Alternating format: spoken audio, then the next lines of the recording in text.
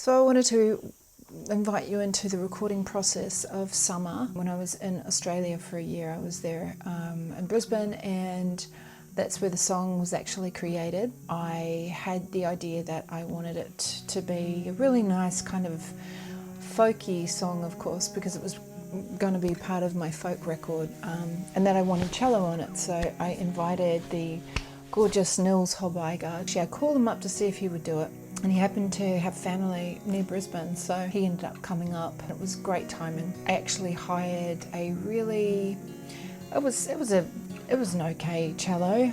Let's just say it was like real bottom of the scale.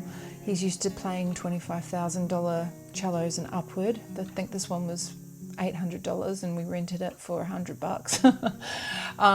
So he really had quite a challenge to embrace the lack of richness and just, I guess, the intonation. And however, I don't really understand cellos all that well, but I know that he definitely had a challenge with this particular one because there were certain notes that were like, what?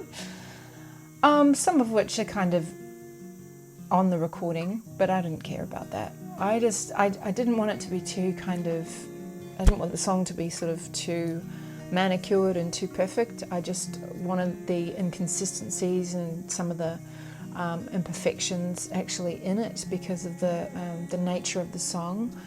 There's a vulnerability to the song about, you know, the girl, a woman who is going through a breakup, and you know that's a very tender space to be in, and I wanted the recording to reflect that emotionally.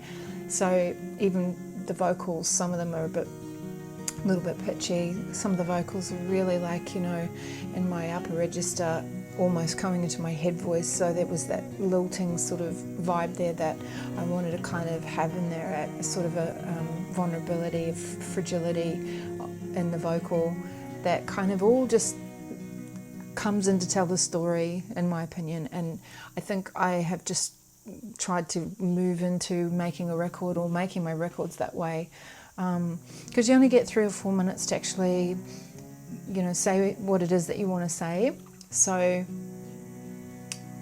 you know, you can do all sorts of amazing, magical things with inflections, and right down to even how you record something. And you know, maybe the vocal take isn't perfect, but it suits what you're trying to express in the song. So this is just about memories and reflection and still yearning for someone and feeling that heartache and all those things that make you really fragile as a human being.